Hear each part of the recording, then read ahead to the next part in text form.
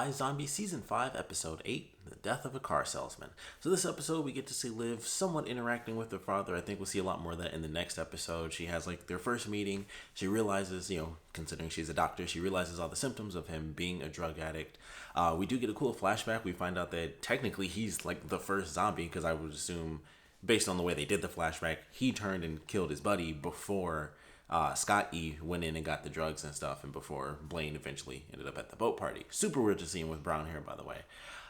So that was cool. I was like, all right, this is interesting. And then, of course, the main, our new big bad, who is also Liv's dad, is the guy that they're looking for. He is the beanpole guy that they were looking for, that they referenced in the other episode. And I was like, they're putting a lot of stuff together. Everybody, that's how this show kind of works. So it makes a lot of sense, but everything is really connected. He's the one who made Utopian, which I thought was cool. He's the one who made the crazy concoction that blended, whatever he did within Utopian, he's the reason that it counteracted with Max Rager and poof, turned people into zombies, which is still insane, just genetics, crazy science stuff. But he's like this pseudo genius, which I thought was really interesting, where he talks about why he's always tinkering with stuff, and it's because he wants it to be this perfect high. And it was just really interesting. And of course, he's constantly still using Utopium and stuff like that. So I thought that was really interesting, where we'd already seen that. I didn't think it was Utopium. I figured it was a different drug.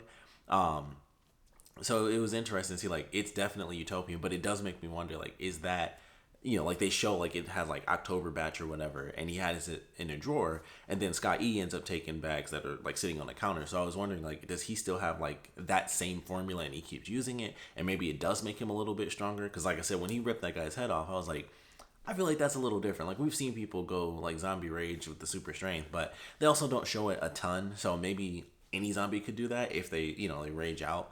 But it seemed different. I was like, he instantly went rage mode and just ripped the guy's head clean off, and it was 2 seconds and he was done. So I was like, I don't know, with them showing how he's the chemist behind all that stuff, it does make me wonder if he's not only using Utopium, but he's still using he's the one still making it. That's why he's still using it, and it's probably amping up his powers, considering it's the thing that made him, made everyone in the zombies to begin with. It's probably making him stronger than most other zombies, but a little hard to tell at this point. So we'll have to kind of wait and see how some of that stuff plays out. But I like what they did with it. Liv does kind of confront him, then she takes off, but then she decides to come back at the end because, of course, the main story, which is great. I love the fact that both Liv and Robbie run this guy's brain, because they made for some really funny stuff. Them, the whole episode trying to sell these dumb tickets. I just love that. So it was really funny. And they're dressing up in suits and stuff the whole episode. So that I thought was pretty funny, and I like the way that was all handled. And then, of course, by the end of the episode, they realized that it was actually the father and not the daughter, because he actually learned from all of her books how to hack and stuff. And I was like, well, that's actually really interesting, because it made sense. It was like they said, she was super happy about it. What if it was a hockey stick and not some other blunt object, or slightly sharp object? And it was like, that's interesting. And so it did end up being him, but it was just done in a way that no one would expect, where it's well, he wouldn't know any of that stuff. He doesn't know how to hack or do this and do that, but he learned from the books. That's how much he hated this guy. He took the time, he studied to kill this dude. That's dedication to murder. So that leads Liv to decide that she does want to bond with her father and try to help him out. And he does say that she's, the reason he can kick the habit, although she brought up an insanely great point where it was if I wasn't the reason when I was born, how could I possibly be the reason now? So I thought that was a great comeback against him. But they'll bond, and like I said in my last review, they'll have their episodes of bonding. He'll be kicking the habit. He might even actually kick it, but he'll still be the bad guy.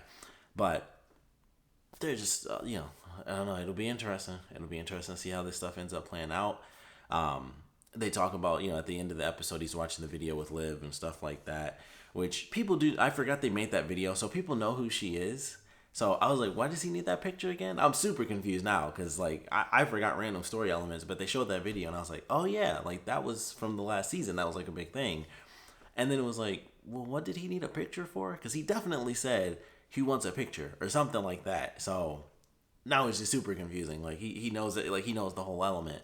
But maybe it's just one of those things where it's people know it's that she's renegade, but it is what it is. People kind of just let it go. They don't know all the ins and outs to really stop it. But very interesting. So I'm looking forward to how that's going to play out.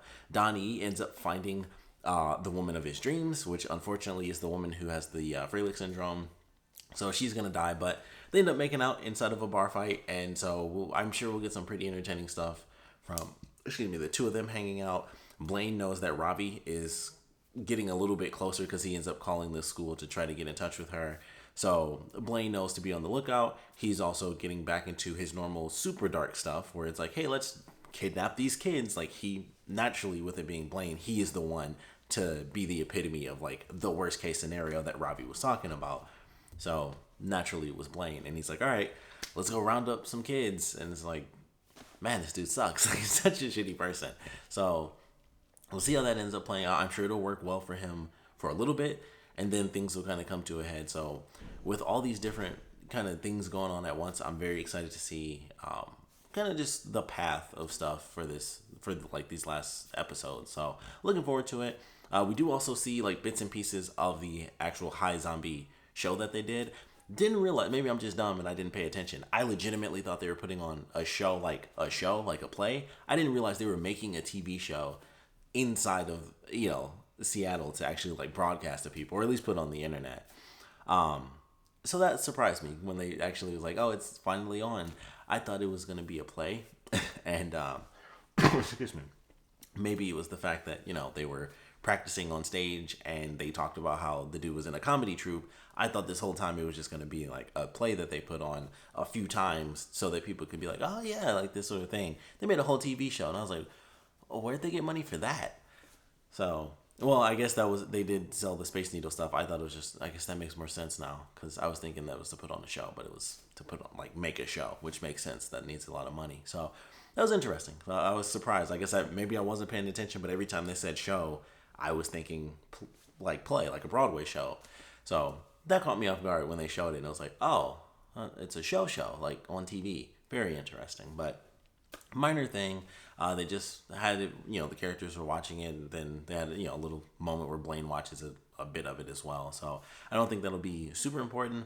I feel like it easily could be, where they actually show them like filming an episode of it, and then something really bad happens, and maybe, the Dead Enders attack or something like that. So that should be something. And then, of course, the other really big thing, which even though I think it was only like 2 actual parts in the whole episode, it was the military dude who actually was like one of the first 2 people, the first guy to actually join Liv's dad. He goes in, he escaped. I'm assuming he was outside of Seattle. He ends up getting out. He infects a doctor. He forces the doctor to infect someone like on the Senate or something, someone high up, and I believe a couple other people. So they're like threatening all these people. They turn them into zombies. It's like, here's this pack for you. It's dye and probably brain tubes and all this, so that you can like stay in disguise. But if you don't obey, you'll be murdered. Your family, of course, will be murdered. So now they've got some really high end stuff going on, because I thought it was like, all right, they're working within the city, rally zombies to their cause, and now they're going up the chain and getting like Senate members and really crazy stuff like that. So it went far beyond what I was anticipating, because I just thought they were going to build an army. It was going to be like their secret little thing, build an army in Seattle, and then eventually, try to wipe out all the humans. And this takes it a million leagues further. So I don't know what plans they can have, because he's not going to nuke himself. Like, Liv's dad isn't going to be like, all right, let's nuke the city and kill all humans, because, of course, not every zombie is going to get out either. So I don't know what the heck his plan is, but it's very intense. Maybe the plan is just to have them basically be like, all right, we're getting rid of the wall so that zombies can spread out, like that sort of thing. So that seems like the simplest thing and the most logical conclusion, because otherwise, like, unless you're going for like chaos, it's just, all right, let's just take this wall down, which would also cause a ton of chaos anyway. But it's like, let's take the wall down, have that go through, the system. You infect the right group of people, like one side or the other, and you pretty much got exactly what you want. So we'll see what happens. I don't know how many episodes we have in this season, but man, for it to only be like episode 8, I hope we're not even halfway through. I would assume it's more than 16, but I assume it'll be like 6, in like the 20 range, hopefully like 22 episodes for the season. But they've been doing a really good job. I feel like it's crazy to think it's only been 8 episodes, but I feel like maybe every other episode, or maybe like every 3 episodes, something really big happens, or like a ton of stuff will happen like all at once. And this was one of those episodes. So I'm looking forward to what we get for next week's episode as usual, but I'm really excited to see where they go with a lot of the like darker elements for this episode. So I'm definitely looking forward to it. I think they did a great job with this one. really excited for this final season. I think this might actually, oddly enough, this might be my favorite season. Just some of the episodes, like a million things seem to happen all at once, and I'm just like, crap, I can't wait to see what happens next. Where they seem to have like 5 different plot lines, all caught in this circle because everybody knows everybody else. So it's just been really exciting to watch this final season and see how they've been, kind of racking up stuff. But really enjoyed it. Of course, we'd love to know what you guys thought about it. So please put your comments down in the comment section below. Let me know your favorite parts about it, least favorite parts about it, and I would love to know. With everything that is going on with them getting senators and all this other stuff, what is the official plan? Like, what do you think the official plan is? Because, like I said, for me, the only thing that makes sense, if it's not going to be like kill all the humans, which you can't just vote like let's kill all the humans in Seattle. Granted, they could vote to kill all the zombies in Seattle, so that would work. They also, random thing, they did mention the Zombie Island stuff. Not sure how that'll play out, but we'll see. But yeah, it's like, all right, let's. What are they going to vote on? So is it going to be kind of tear the wall down? Are they going to do it? Because I highly doubt that he's going to be so peaceful to be like, all right, yeah, let's just force them all to vote yes for the Zombie Island thing. Like, he seems like too dark of a character to be like, for that to be like a holistic thing where it's like, that would be a good reason for him to do those dark things. But I just don't, typically when it's a big bad villain, you generally don't see that happening, especially considering the first guy that said no, he ripped his head off. I don't think he's going to be like, I'm just going to force them to say yes to Zombie Island so we can all go free, which also would probably get them nuked anyway. Just saying, like, that's the dark thing to think, but it's like, if they did get a Zombie Island, they'd probably get attacked because it would just happen. It just would. So we'll see what happens, but I would love to know your theories about it, and of course, what you guys thought about this episode in general. So please put your comments down in the comment section below, and of course, thanks for watching.